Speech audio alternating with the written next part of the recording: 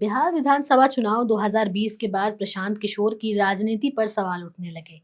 उन्होंने उपचुनाव के परिणामों को लेकर जो बयान दिए थे, उसने उन्हें राजनीतिक हलकों में चर्चा का विषय बना दिया। प्रशांत किशोर, जो एक समय बिहार में बदलाव का पर्याय माने जाते थे, अब वो खुद राजनीतिक भविष्य को लेकर सवालों के कटघरे में खड़े हैं। उनकी पार्टी की स्थिति, उनकी रणनीतियां और बिहार के राजनीतिक माहौल में उनका स्थान अब उन्हें गंभीर रूप से आत्ममंथन करने पर मजबूर कर दिया है। इस वीडियो में आपको पूरी जानकारी देंगे, बताएंगे सब कुछ, लेकिन उससे पहले आप हमारे चैनल द हिंदी टॉप को सब्सक्राइब करें, बेल आइकन दबाना ना भूलें ताकि आप तक पहुंचे हमारी हर खबर सबसे पहले। प्रशांत किशोर ने हाल ही में एक बयान दिया था, जिसमें उन्होंने बिहार के उपचुनाव के परिणामों का हवाला देते हुए कहा था कि भाजपा ने 19.6% वोट हासिल किए हैं। ये बयान उस समय दिया था जब बिहार में बदलाव की बात हो रही थी। उन्होंने ये कहा था कि बिहार में दिल्ली, झारखंड और हरियाणा जैसे चुनाव नहीं है, यहाँ के मुद्दे अलग होते हैं। प्रशांत किशोर का कहना था कि बिहार की जनता बदलाव चाहती है और ये बदलाव जेडीयू और राजद के बीच का मुकाबला है। प्रशांत किशोर ने कांग्रेस और राहुल गांधी की भूमिका को भी अहम बताया और कहा कि लोकसभा चुनावों के बाद कांग्रेस की स्थिति में कुछ बदलाव आया है। उन्होंने राहुल गांधी की सक्रियता और बिहार में उनकी भूमिका को स्वीकार करते हुए कहा कि कांग्रेस अब बिहार की राजनीति में एक महत्वपूर्ण कड़ी बन सकती है। इस बयान ने कांग्रेस के बिहार में राजनीतिक पुनरुद्धार के संकेत दिए हैं। प्रशांत किशोर की पार्टी की अगर बात करें तो ये पार्टी बहुत तेजी से अस्तित्व में आई थी। उन्होंने खुद को बदलाव का चेहरा बताते हुए एक नई पार्टी बनाने का ऐलान किया था, जिसमें पार्टी के युवाओं को रोजगार, शिक्षा और विकास के मुद्दों पर मुख्य रूप से ध्यान देने का वादा किया था। लेकिन अब सवाल ये उठने लगा है कि वो खुद क्या कर रहे हैं, उनकी पार्टी की स्थिति क्या है। क्या उन्होंने अपनी पार्टी को मजबूत करने के लिए कोई ठोस कदम उठाए भी हैं, या फिर सिर्फ एक राजनीतिक मोर्चा था जो धीरे धीरे गायब होता जा रहा है।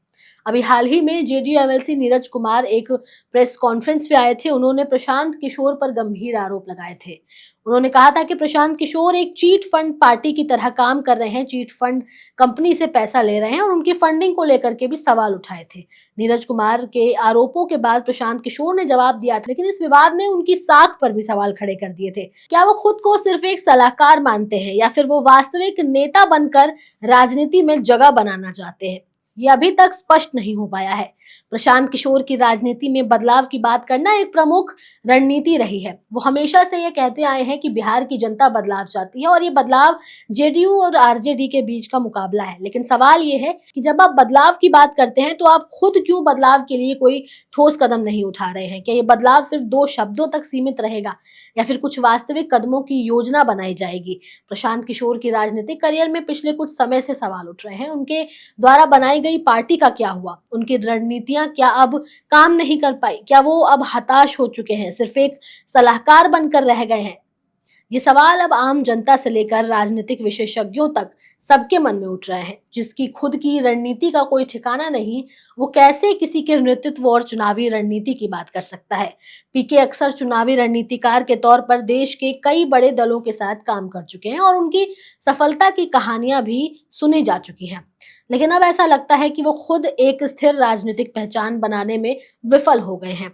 उनकी रणनीति पर सवाल इसलिए उठते हैं क्योंकि उन्होंने खुद को एक बदलाव का चेहरा बताया था, लेकिन अब उनकी पार्टी के भीतर की स्थिति, उनकी रणनीतियां ये संकेत देती हैं कि उन्हें अपनी राजनीति की दिशा को लेकर दोबारा से मंथन करना चाहिए और काफी सोचने समझने की जरूरत है। उनका राजनीतिक करियर अब एक मुश्किल मोड़ पर खड़ा हो गया है। उनकी पार्टी की स्थिति और उनके द्वारा उठाए गए कदम ये संकेत देते हैं कि वो शायद अब खुद को एक राजनीतिक सलाहकार की तरह ही देखते हैं और उसमें सहज महसूस करते हैं। हालांकि वो अभी भी बदलाव की राजनीति की बात करते हैं, लेकिन उनकी रणनीतियां और उनके द्वारा दिए गए बयान ये बता रहे हैं कि क्या वो अब केवल शब्दों के साथ ही राजनीति में बने रहेंगे, या फिर कोई ठोस बदलाव लाने में सफल हो पाएंगे। बिहार की रणनीति में उनकी भूमिका अब तक पूरी तरह से साफ नहीं हो पाई, लेकिन वो दूसरों की राजनीति और रणनीति पर बहुत ध्यान देते हैं। बहरहाल आगे बिहार की राजनीति में क्या बदलाव होता है, ये देखने वाली बात होगी। फिलहाल इस वीडियो में इतना ही। वीडियो कैसी लगी आप हमें कमेंट सेक्शन में जरूर बताएं। हमारे चैनल द हिंदी टॉप को सब्सक्राइब करें। हमें एक्स यानी ट्विटर, फेसबुक और इंस्टाग्राम पर भी फॉलो करें।